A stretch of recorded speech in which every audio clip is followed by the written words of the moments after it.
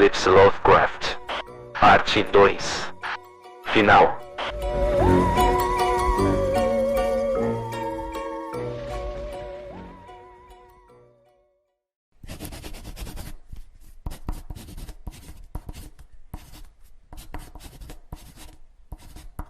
Eu logo observei que era meramente um gigantesco pedaço de pedra, mas eu estava consciente de que seu contorno e posição não eram inteiramente uma obra da natureza.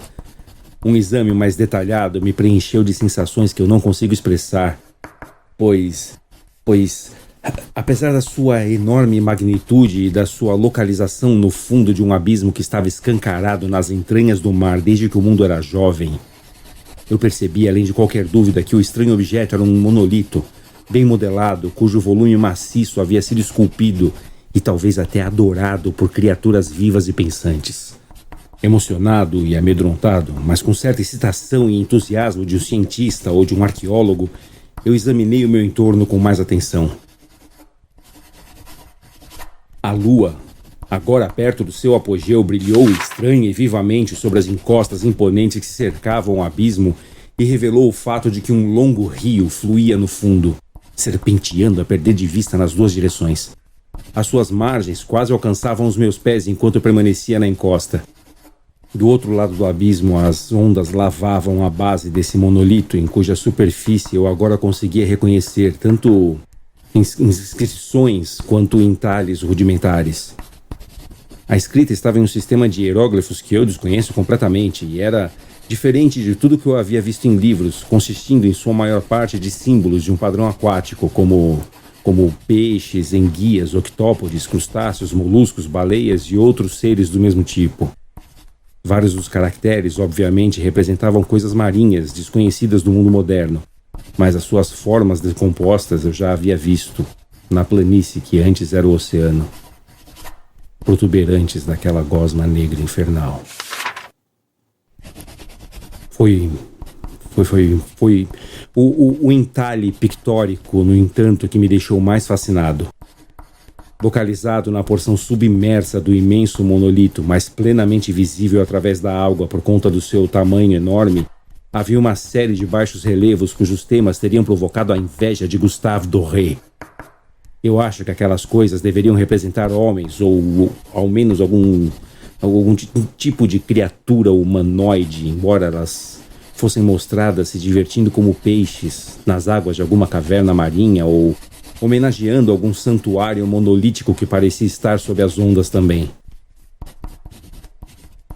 Das suas feições e formas eu não ouso falar em detalhes, pois a mera lembrança me faz desmaiar. Grotescos para além da imaginação de um Edgar Allan Poe ou de um Edward Bulwer Lytton, eles eram abominavelmente humanos em linhas gerais, mas com membranas nas mãos e pés, lábios terrivelmente largos e flácidos e aqueles olhos. Ai, aqueles olhos vítreos e abaulados e outras características menos agradáveis de lembrar. Curiosamente, eles pareciam ter sido cincelados completamente fora de proporção com o cenário de fundo, pois uma das criaturas era mostrada no ato de matar uma baleia representada com quase o mesmo tamanho que ele próprio. Como eu disse, eu observei a sua grotesquidão e tamanho estranhos, mas em determinado momento eu decidi que eles eram meramente deuses imaginários de alguma tribo de pescadores ou navegadores primitivos. Alguma tribo cujo último descendente pereceu eras antes do primeiro ancestral do Piltdown ou do Neandertal nascer. Pasmo com esse inesperado vislumbre de um passado além da concepção do mais ousado antropólogo, eu permaneci refletindo enquanto a lua lançava seus estranhos reflexos sobre o canal silencioso à minha frente. Então eu vi aquilo. Com apenas uma leve agitação para marcar a ascensão à superfície, aquela coisa deslizou para cima das águas negras, tornando-se plenamente visível. Gigantesco, parecido com o Polifemo e repugnante, aquela coisa disparou como um monstro que habita os pesadelos em direção ao monolito e lançou seus gigantescos braços escamosos ao redor dele. Então ele curvou a sua cabeça para trás e deu vazão a certos sons cadenciados. E eu acho que nesse momento eu enlouqueci. Da minha subida frenética pela encosta e pelo penhasco, da minha jornada delirante até o bote encalhado, eu lembro muito pouco. Eu acredito que eu cantei muito e gargalhei grotescamente quando não conseguia mais cantar. Eu tenho recordações nebulosas de uma grande tempestade, algum tempo depois que eu cheguei ao bote. De qualquer modo, eu sei que eu ouvi estrondos de trovões e outros sons que a natureza apenas profere em seus humores mais selvagens. Quando eu saí das sombras, eu estava no hospital de São Francisco, trazido até lá pelo capitão do navio americano que me resgatou no meu bote no meio do oceano. Nos meus delírios eu disse muito, mas percebi que foi dada escassa atenção às minhas palavras. De qualquer forma, a sublevação de terras no Oceano Pacífico, daquelas coisas os meus salvadores nada sabiam e eu achei desnecessário insistir em um assunto que eu sabia que eles jamais poderiam acreditar. Certa vez eu procurei um celebrado etnólogo e eu o entretive com algumas perguntas peculiares sobre a antiga lenda filisteia de Dagon, o deus peixe. Mas logo percebendo que ele era desesperadoramente convencional, eu não insisti mais nos meus questionamentos.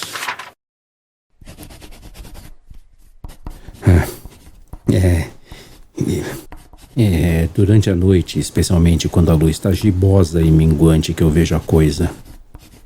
Eu tentei a morfina, mas a droga me fornece apenas um alívio fugaz e momentâneo. E tem me arrastado para suas garras como um escravo desesperado. Então agora eu vou acabar com tudo, tendo escrito este relato completo para a informação ou para o divertimento desdenhoso dos meus semelhantes. Eu frequentemente me pergunto se tudo isso não pode ter sido uma fantasia pura ou um mero surto febril conforme eu jazia com insolação e delirante no bote aberto após a minha fuga dos soldados alemães. Eu me questiono, mas sempre recebo como resposta uma vívida e horripilante visão. Eu não consigo mais pensar no profundo do oceano sem estremecer diante das coisas inomináveis que podem estar, neste exato momento, se debatendo e rastejando em seu viscoso leito, adorando seus antigos ídolos de pedra e esculpindo suas próprias imagens detestáveis em obeliscos submarinos de granito encharcado. Eu sonho com o dia.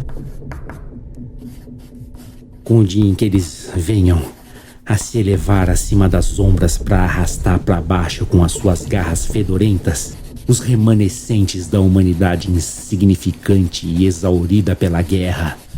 Eu sonho com o dia em que a terra afundará e o negro leito oceânico acenderá em meio a um pandemônio universal.